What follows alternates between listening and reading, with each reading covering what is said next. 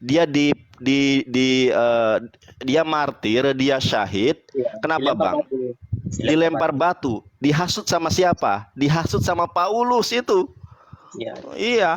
Ya, makanya orang yang paling saya juga kalau melihat dan membaca kisah Stefanus yang martir itu sedih itu. Itu kan karena si Paulus. Nah, apakah terjawab pertanyaan Abang? hmm, Sekarang Abang tahu nggak Konsili Nicea 325 Masehi itu mempermasalahkan apa? Masalahkan Tuhan, Bang. Yesus ini Tuhan atau tidak? Bahkan, Bang, mohon maaf, sampai sekarang ya, konsep ketuhanan di dalam kekristenan itu belum ada satu konsensus kesepakatan. Sekarang berantem loh antara Oneness dengan Tritunggal. Wanas sendiri, Bang, itu beda-beda loh. Ada Wanas ajarannya Joshua Tewu. Ada Wanas ajarannya Bapak Pendeta terkemuka di Indonesia, Bapak Hendritan Dianta MBA. Ada Wanas versi Herdi atau Malikil. Banyak banget. Tritunggal juga banyak macamnya. Ada Triteos ya. Ada Tritunggal, itu macam-macam. Belum ada satu kesepakatan yang pasti. Kalau Abang tanya kepada umat Islam, Marrabbuka, Allah, udah nggak ada tafsiran. Oh, Allah ini itu nggak ada, Bang. Tapi kalau ditanya Kristen, siapa Tuhan kamu? Ada yang bilang Tritunggal, ada yang bilang Waras. Dan di dalam Islam, siapapun yang mengatakan Tuhan Tritunggal ataupun yang mengatakan Tuhan Waras, itu di dalam Al-Maidah 72-73 disebutkan laqad kafara alladzina qalu innallaha wal masih ibnu Maryam. Siap, sungguh telah kafir orang yang mengatakan bahwa Yesus itu adalah Allah. Lalu yang ayat berikutnya, laqad kafara alladzina qalu innallaha salisu salasah. Sungguh telah kafirlah orang yang mengatakan Tuhan itu Tritunggal. Abang cari buku ini, bagus bukunya, Tafsir Perjanjian Baru, halaman 165 dan halaman-halaman awal. Alkitab itu tidak diketahui siapa yang nulis, Bang. Saya pernah nyusun skripsi ya. Itu kalau kita ambil literasi gak ada sumbernya. Maksudnya kita nulis skripsi literasinya, bahkan literasi Google saja dicoret itu sama dosen. Lah Alkitab, Bang, itu yang nulis non name loh. Nggak ada. Ini buktinya ya, saya bukan fitnah. Kalau Abang kurang lihat tadi, saya bisa perlihatkan kembali kepada Abang. Bagaimana kita percaya kepada sebuah kitab yang penulisnya itu nggak diketahui. Gitu, Bang. Bahkan Flavius Josephus itu tidak pernah mencatat tentang peristiwa penyaliban Yesus dan kemudian orang-orang kudus ada gempa, kemudian mereka keluar dari kuburnya. Itu tidak ada, Bang. Tidak pernah ada, Bang. Gimana, Bang? Ada hal yang mau ditanggapi? iya. Yang pertama saya tanggapi tadi itu perdebatan masalah Tuhan Yesus itu di umur di tahun 300 Masehi ya.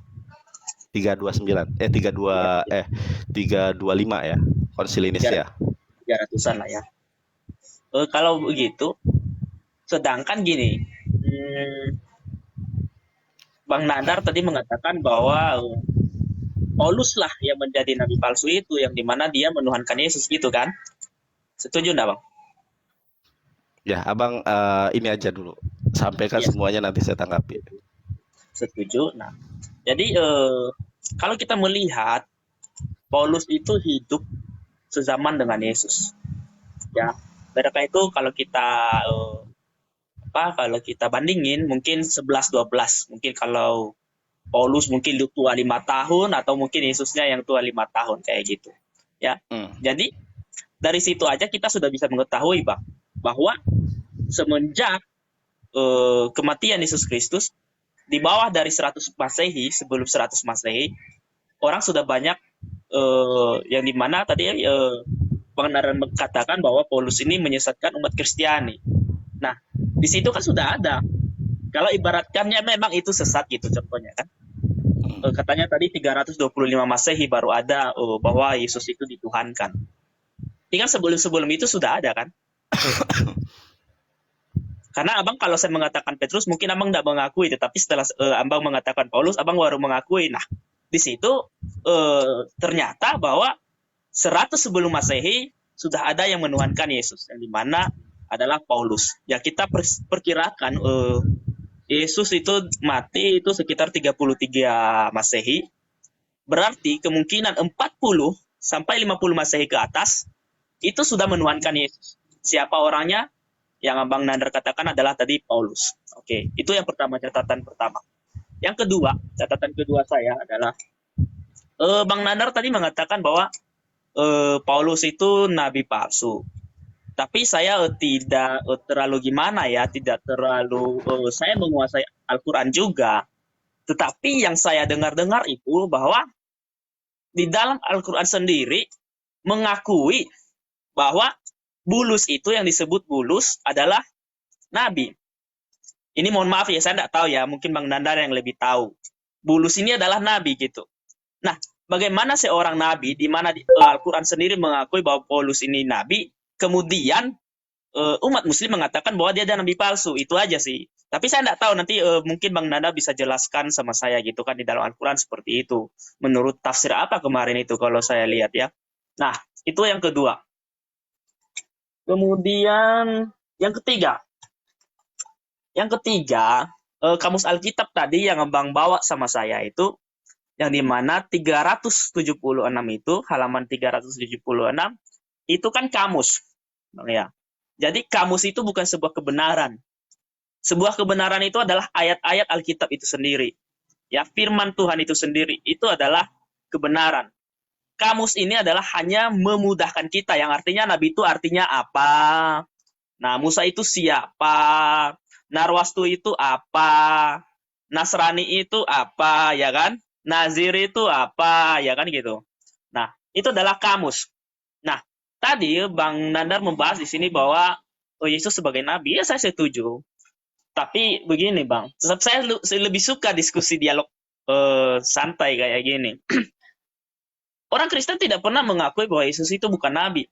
Ya, semua orang Kristen mau dari golongan manapun mengakui bahwa Yesus itu adalah nabi, Yesus itu adalah rasul, Yesus itu adalah imam, Yesus itu adalah raja segala raja, dan Yesus itu adalah Tuhan di atas segala Tuhan. Makanya kalau dikatakan nabi silahkan, karena kami pun tidak akan protes, memang dia nabi gitu. Nah, itu yang pertama tentang Abang tadi membawa kamus Alkitab yang dimana bahwa Yesus itu adalah nabi. Kemudian kalau kita melihat Bang di dalam kitab Yudas, di mana Yudas ini adalah saudara sepupu Yesus. Yudas, ya kan? Yakobus, bentar, saya cari Yakobus. Nah, Yudas dan Yakobus ini adalah saudara sepupu Yesus. Jadi bukan Yudas Iskariot ya Bang ya. Itu namanya Yudas siapa itu aku lupa. Nah, mereka menuliskan bahwa Yesus itu adalah Tuhan. Kalau kita melihat, kalau Abang, makanya tadi saya tanya, Abang ini dari Kristen atau gimana? Soalnya kalau Abang dari Kristen, sangat berat itu. Nah, karena di dalam kitab sendiri itu, di dalam Yudas 1 pasal 4, pasal 1 ayat 4, sebab ternyata ada orang tertentu yang telah masuk menyelusup di tengah-tengah kamu, yaitu orang-orang yang telah lama ditentukan untuk dihukum. Mereka adalah orang-orang yang fasik, menyalahgunakan kasih karunia Allah untuk melampiaskan hawa nafsu mereka, dan menyangkal satu-satunya penguasa dan Tuhan kita, Yesus Kristus. Mungkin Abang lebih tahu bahasa Yunaninya. Ini saya cuman bahasa Indonesia ya, ini terjemahan. Kalau kemampuan saya mungkin kalah dari Bang Nandar.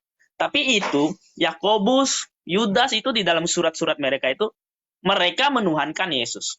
Ya, menuhankan Yesus. Dan kalau mungkin orang menyangka, oh itu kurios, oke, enggak masalah.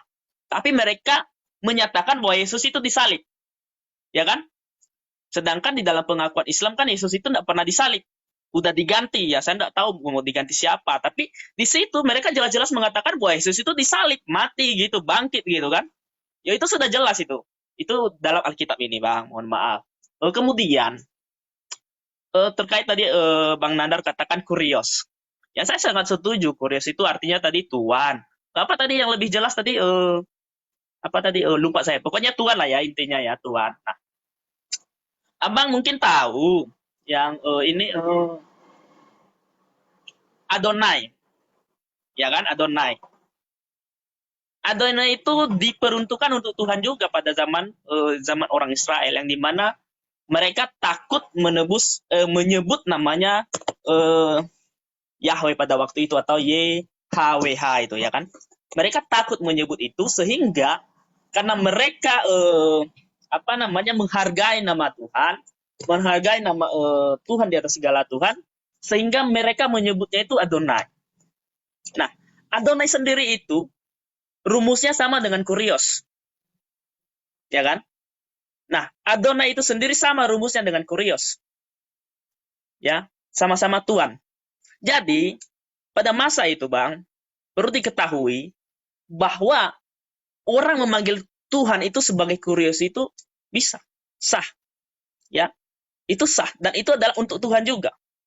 Nah, di dalam ayat-ayat Alkitab banyak menyatakan bahwa Yesus itu adalah kurios, dan tidak masalah menurut saya, karena itu sama dengan Adonai. Ya, mungkin abang lebih paham bahasa Ibrani Adonai.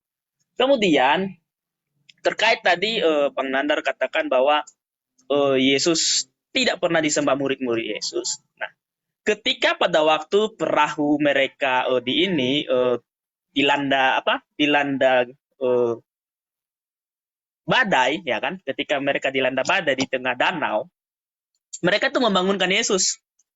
Setelah mereka membangunkan Yesus, Yesus itu bangun. Kemudian setelah Yesus bangun, Yesus itu marah sama mereka. Di mana imanmu gitu kan? Kemudian dia meredakan badai itu. Nah, setelah mereka meredakan badai itu, murid-muridnya itu menyembah dia loh, Bang. Di situ dikatakan mereka menyembah dia gitu. Mereka itu menyembah dia. Nah, siapa yang ada di dalam perahu itu? Itu semua murid Yesus. Mereka itu menyembah dia. Mungkin saya kalau mau cari ayatnya mungkin agak lama sih, Bang. Cuman di mana di sini ya? Ada sih ayatnya itu. Nah, nantilah kalau abang butuh ayatnya nanti kita ini kan, siapa tahu abang perlu gitu kan. Siapa tahu mungkin abang mau bahas ke depannya, nanti saya cari. Nah, itu mereka menyembah Yesus itu. Nah, pertanyaannya, jikalau Yesus bukan Tuhan pada saat itu, tentunya dia akan marah. Ya, dia akan marah. Saya sendiri kalau misalnya sebagai seorang nabi nih, Bang, ya.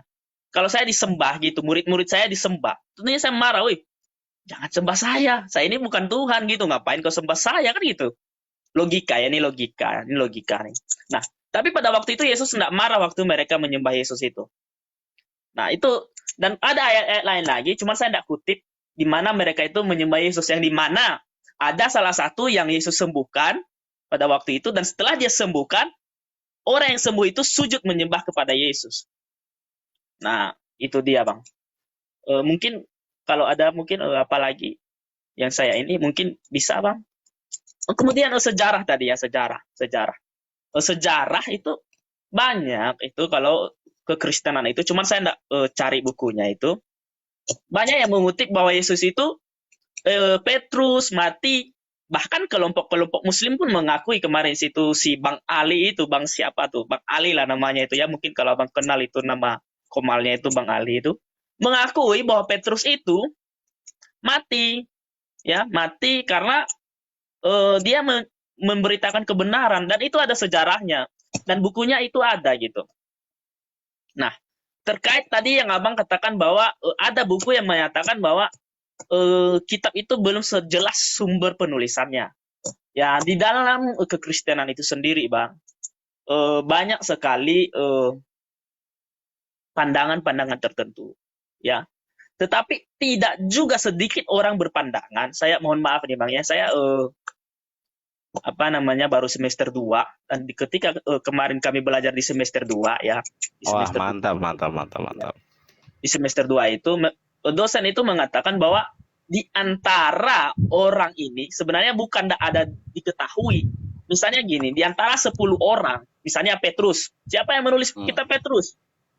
Mungkin 8 atau 7 gitu, atau berapalah di dalam situ, ada yang percaya bahwa itu Petrus yang menulis. Dan di antara 3-nya itu atau berapanya itu tidak mempercayai bahwa itu Petrus. Makanya tadi kalau abang mengatakan tidak diketahui, ya sah-sah aja, itu teologi orang tertentu. Sama seperti penafsiran tadi, penafsiran Tritunggal kan gitu. Nah, menurut saya penafsiran Tritunggal itu bagi saya tidak masalah. bagi orang-orang Kristen tertentu yang memang namanya manusia ya Bang ya. Namanya manusia ini dapat ilmu sedikit, tingginya selangit gitu kan. Tingginya selangit. Jadi wajar-wajar saja kalau misalnya